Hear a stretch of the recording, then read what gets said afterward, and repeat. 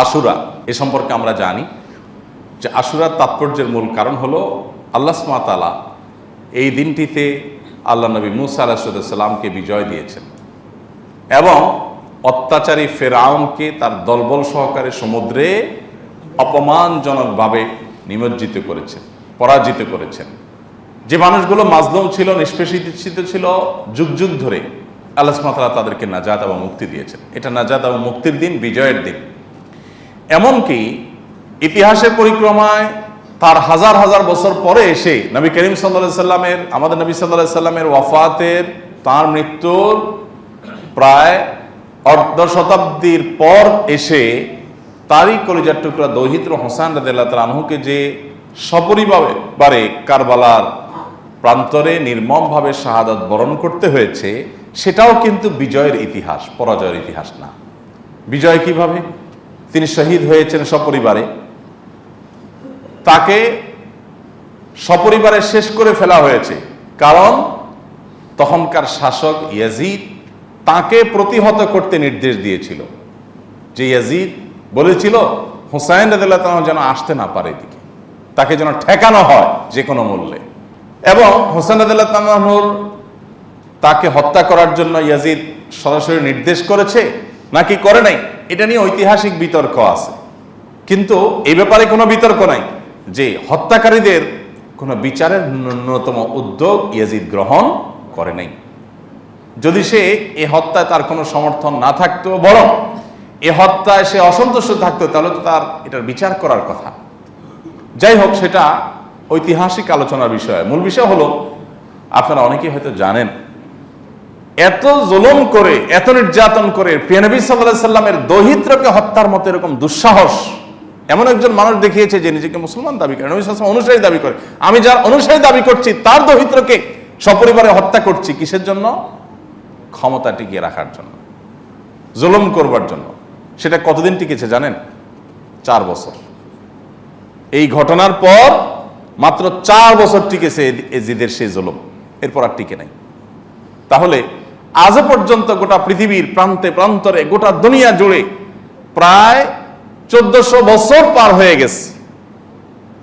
এত বছর পর, 1400 বছরের চাইতে কম কিছুটা, 1300-1400 বছর পার হয়ে যাওয়ার পরও এখনো পর্যন্ত মানুষ চোখের পানি ফেলে হোসেন রাদিয়াল্লাহু তাআলা তার সপরিবারের জন্য। আর মানুষের রোশানল বদদোয়া হলো এবং মানুষের সকল আল্লাহ তাআলার কাছে অভিযোগ ফরিয়াদ হলো কাদের বিরুদ্ধে? যারা হোসেন রাদিয়াল্লাহুকে শাহাদাতের মুখোমুখি করেছে, তারপর সপরিবারকে শেষ করেছে, সেই খুনিদের বিরুদ্ধে। তাহলে ইতিহাসে অমর হয়ে আছে যারা, তারা বিজয়ী, নাকি ইতিহাসের যারা আস্থা করে নিক্ষিপ্ত হয়েছে, অভিশপ্ত হয়েছে, তারা বিজয়ী? কারা বিজয়ী? নিশ্চয়ই যারা অমর হয়েছে তারা বিজয়ী। তাহলে আশুরার ঘটনা, আশুরার দিনে কারবালার ঘটনা, সেটাও কিন্তু বিজয়ের ইতিহাসই রচনা করেছে। বাহ্যিকভাবে মনে হয়েছে যে উনি শেষ হয়ে গেছেন, উনি মৃত্যুবরণ করেছেন, উনি শহীদ হয়েছেন, কিন্তু প্রকৃত পক্ষে এই মৃত্যু নয়, এই মৃত্যু জীবন। ন্যায় এবং সত্যের উপরে প্রতিষ্ঠিত থেকে অন্যায়ের বিরুদ্ধে কথা বলে নিজের জীবন দিয়ে ইতিহাসে অমর হয়েছেন। আল্লাহ সুবহানাহু ওয়া তাআলা আমাদেরকে আশুরা থেকে অনুপ্রাণিত হওয়ার তৌফিক দান করুন। আমরা আশুরা থেকে ত্যাগের শিক্ষা নিব, আশুরা থেকে আমরা চেষ্টা করব শেখার যে কত কিছু আছে। আপনি মুসা আলাইহিস সালামের ঘটনায় চলে যান, মূল ঘটনা, আশুরার তাৎপর্যের মূল ঘটনা সেটিতে চলে যান। মুসা আলাইহিস সালামের জন্ম হবে এই সংবাদ গণকরা দিয়েছিল ফেরাউনকে। ফেরাউন নিজেকে আল্লাহ দাবি করেছিল, খোদা দাবি করে বসেছিল। গণকরা বলেছে আপনার শাসন এরিয়ার মধ্যে একটা শিশুর জন্ম হবে, সেই শিশু আপনার শাসন ক্ষমতা দখল করবে। বলে কি? আপনাকে ক্ষমতাচ্যুত করবে। ফেরাউন বলে সর্বনাশ, তাহলে কিভাবে সামলাবো? বলে যে এই শিশু কোথায় কার ঘরে জন্ম নিবে সেটা আমরা বলতে পারবো না, কিন্তু নিবে। গণকরা ওহির অনেক তথ্য চুরি করতে পারে শয়তানের সাথে যোগসাজশ করে, কোরআনের সে সম্পর্কে ডিটেল বিবরণও আছে। কিন্তু তো সেখান থেকে তারা তথ্য দিয়েছে, এবং তাদের তথ্য, এই অবৈধ তথ্য বা চুরি করা তথ্য সত্য হলেও এটাকে বিশ্বাস করতে ইসলাম নিরুৎসাহিত করে। এটাকে আবার কেউ দলিল হিসাবে নিয়ে আমরা গণকদের কাছে না যাই, আবার ওটা গেলে 40 দিন পর্যন্ত ইবাদতই কবুল হবে না, বিশ্বাস করেন আর না করেন।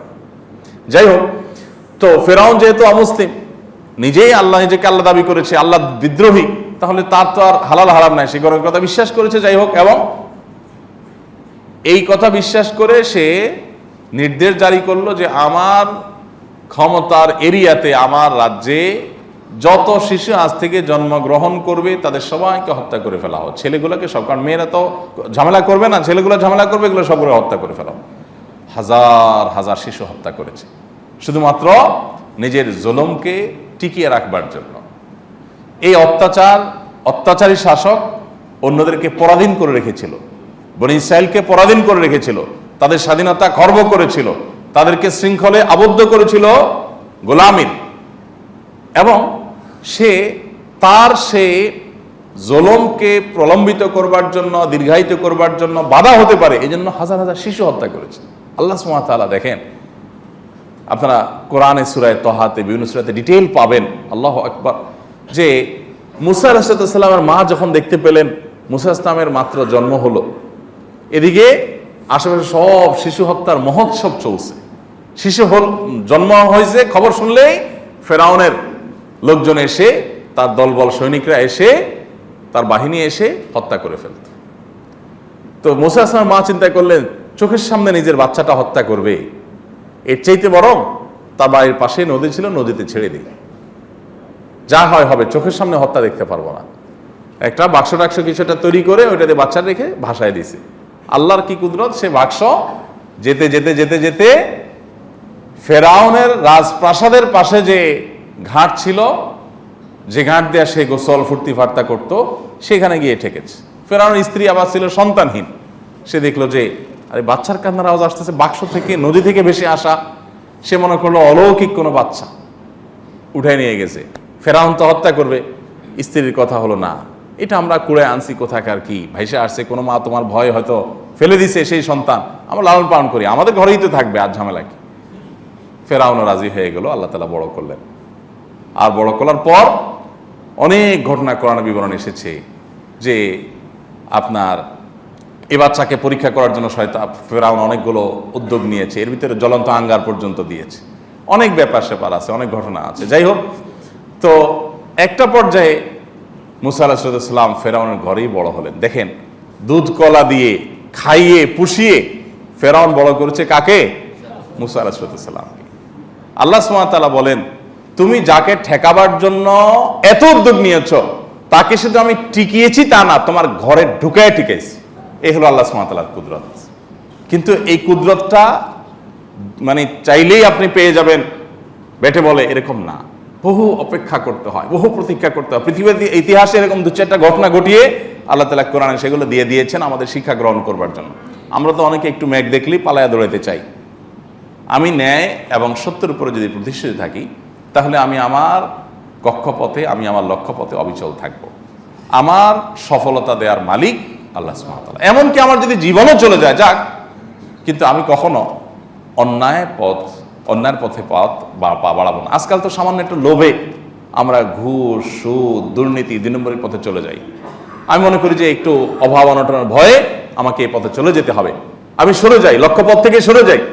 অথচ আমি আমার পথে যদি টিকে থাকি, মুসা আলাইহিস সালামকে যেরকম আল্লাহ তাআলা বহু পরীক্ষা নেওয়ার পর, বহু সময় পার হওয়ার পর ঠিকই তাকে বিজয় দিয়েছেন, আর ফেরাউনকে নির্মমভাবে আপনার সমুদ্রে নিমজ্জিত করেছেন অপমানজনকভাবে, ঠিক একইভাবে অন্যায়কে আল্লাহ সুবহানাহু ওয়া তাআলা সবসময় পরাজিত করেন এবং করবেন।